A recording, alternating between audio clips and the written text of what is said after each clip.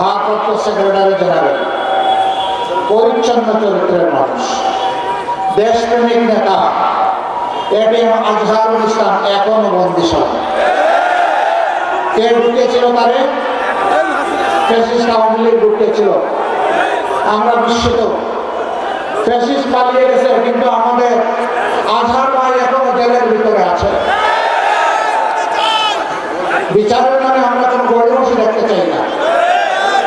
আমাদের স্পষ্ট কালাম, আজহার ভাইয়ের উপর ইনসাফ করে দ্রুত বিচার সম্পন্ন করে আমাদের বুকে ফিরিয়ে দিন।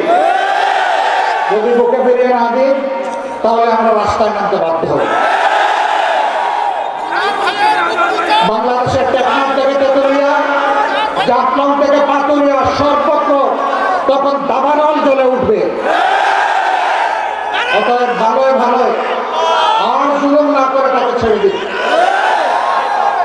দুঃশাসনের 3 চিহ্ন আমি আপনাদের সামনে বললাম। এরকম হাজার হাজার ঘটনা সারা বাংলাদেশকে এরা তছনছ করে দিয়েছে। উন্নয়নের নামে লুটপাট করে 26 লক্ষ কোটি টাকা বিদেশে পাচার করেছে। বাংলাদেশের 5 বছরের বার্ষিক বাজেটের সমান। এরাই এবার চুরের মার বড় গলা।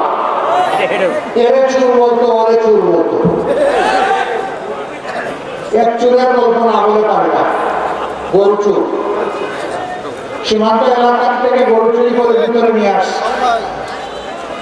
যে গৃহস্থের গরু চুরি হয়েছে গরিব মানুষ, হালের এক জোড়া বলদ, তাই দিয়ে অন্যের জমিতে চাষ করে করেছিল।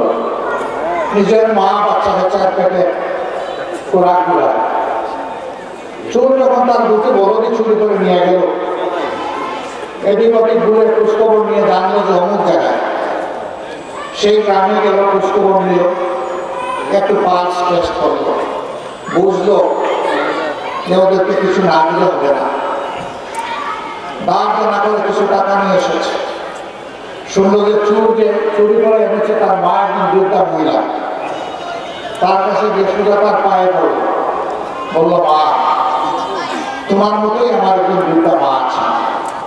আমার 3টা সন্তান, আমার স্ত্রী আর আমি। আমাদের এই 6 জনের সংসার বড় কষ্টে সংসারের ঘানি মানুষ। 2টা মাত্র বলদ, যে কোনো কারণে আপনার সন্তানের জিম্মায় চলে এসেছে। বলে না যে চুরি করে নিয়ে এসেছে, বলে যদি আবার বিগড়ে থাকে। এখন মা আমি ধার দেনা করে অল্প কিছু টাকা হাতে নিয়ে এসেছি, আপনি আমার দৌড়ের মা, আমার সাহায্য করেন, এইটুকু টাকা নিয়ে আমার গরুগুলো আমার হাতে তুলে দেন।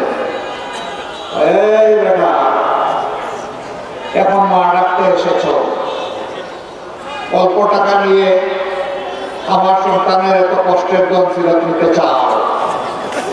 যদি ওখানে হাতে হাতে ধরা পড়তো, হাত দিতে একটা রাখতাম।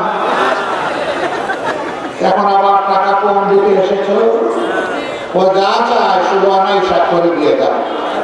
এটাই হলো চুরের মার বড়।